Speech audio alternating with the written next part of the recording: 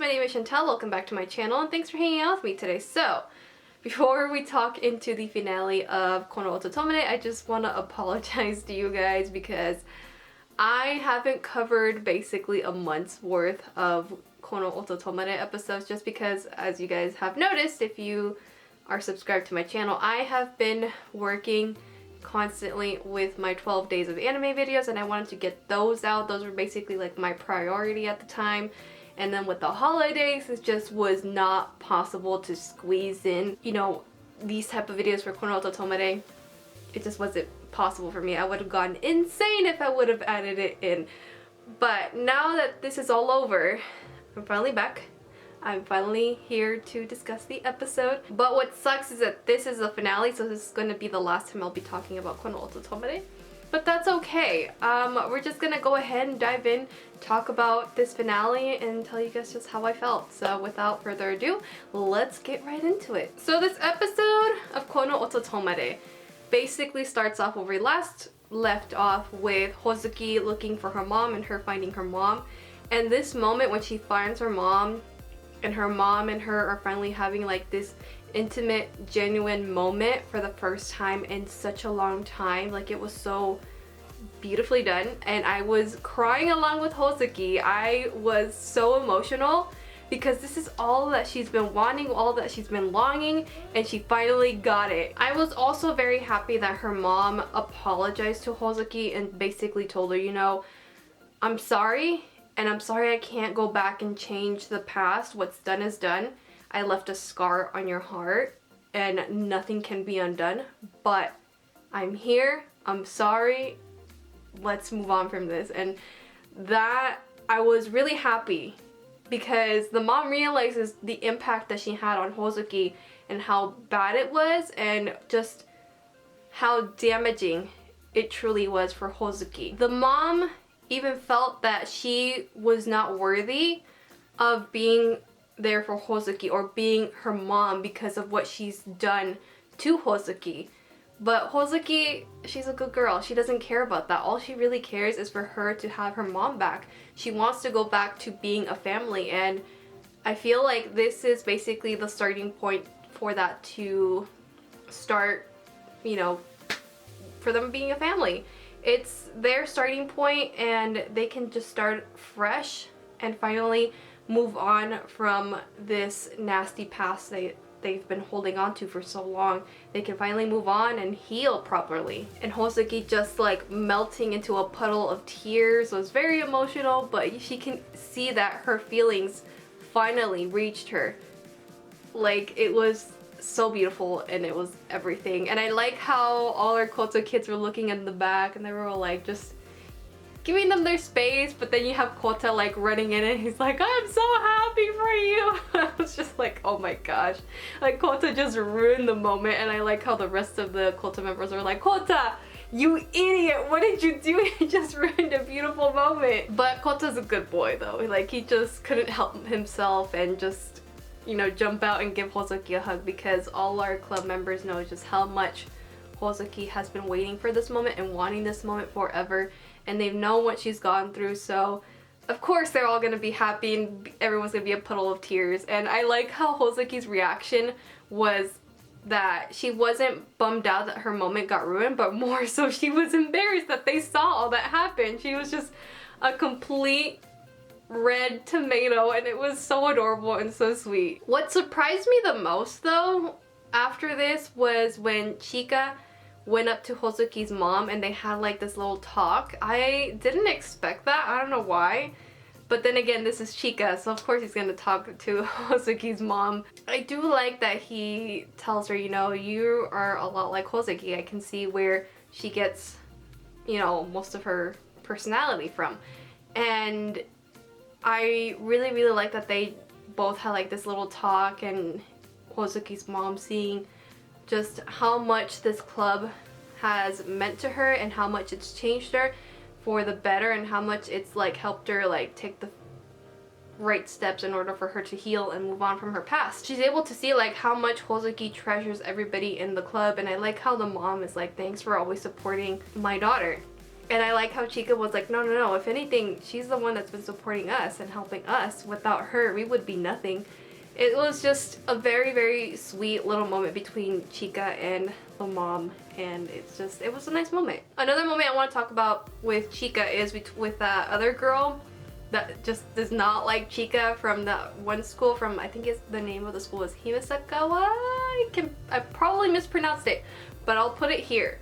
But yeah, she was just like in a corner, just like wallowing in her feelings because she knows in her heart that Tokise won. She knows. After that performance, everybody knows that they won because everybody was moved to tears. Everyone had low expectations, so no one expected anything, especially after the 2 performances that had happened previously. They were like, there's no way they can beat those performances, and sure enough, Tokise, my koto babies, showed them and just told them, don't underestimate us bitches.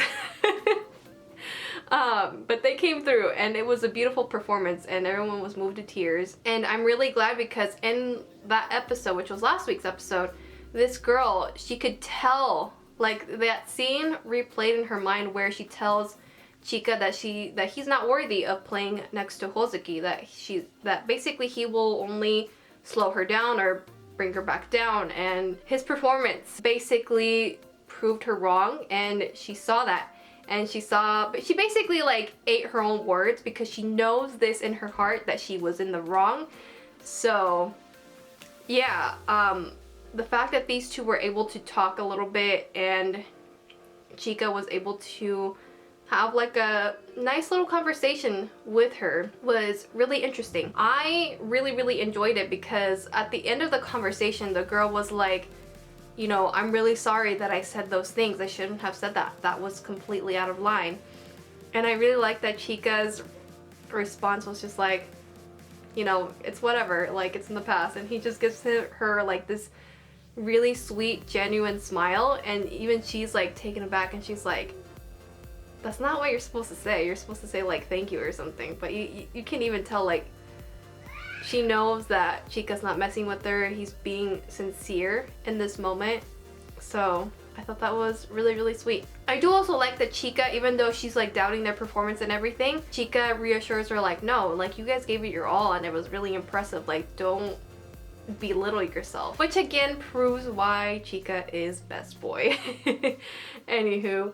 After that, we do get to see the results of the performance, and of course Tokise scores their ticket to nationals, and it is the best thing ever. They're in tears. They can't believe that this is happening.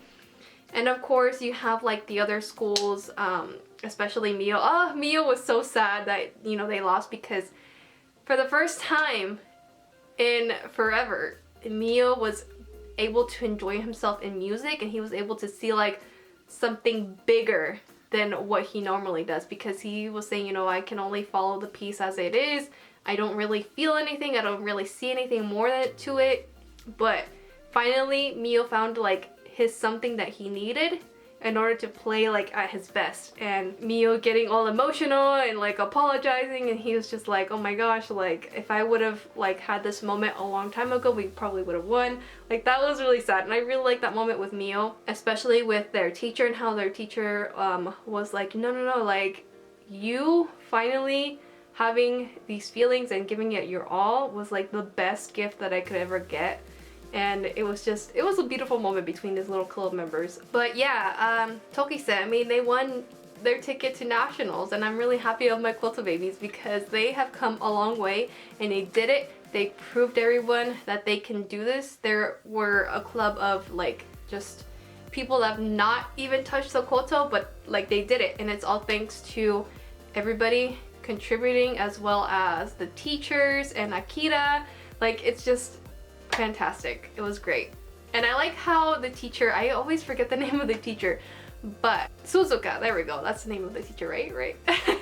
Anyways, he was actually really worried because I really like their conversation that he has between him and Akira, because Akira's like, you know, you don't really show any emotion or anything. You seem like you were pretty calm and like had confidence that the kids would win. And he's like, hell no, like that's not the case. I may look calm on the outside, but on the inside I was a nervous wreck.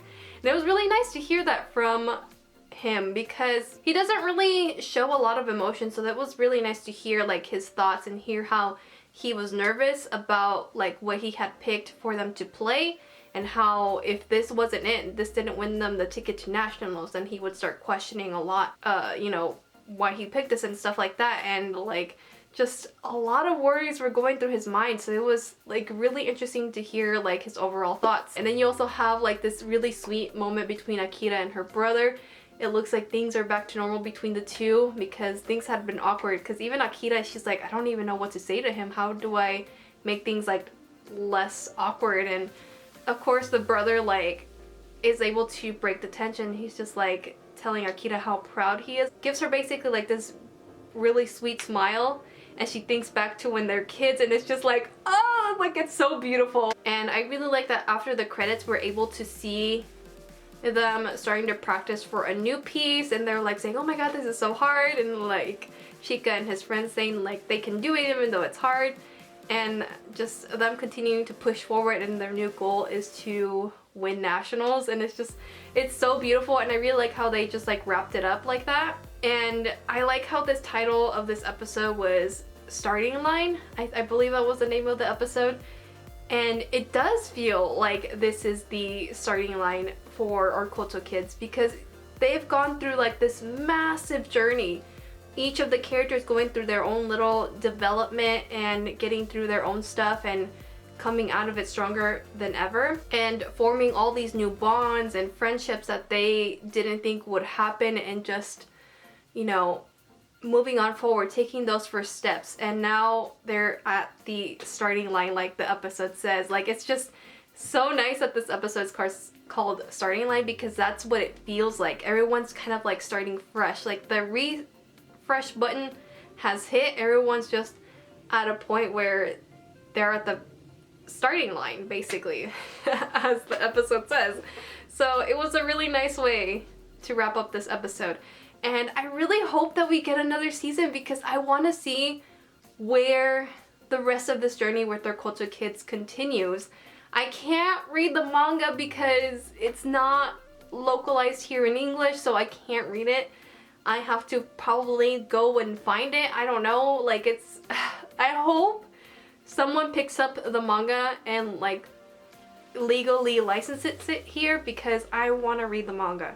This makes me want to read the manga because I want to know what happens next in our Koto kids stories. I want to know where this journey to national takes them next. I want to see more of Kurusu. I want to see like if her and Kurata get together, or if Kurata figures out his feelings for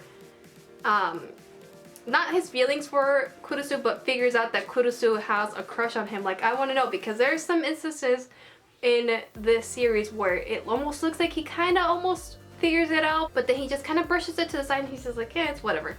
Probably thinking too much over it. But like, I want to see like that relationship develop, as well as like Hozuki and Chika. I want to see more cute moments between these two.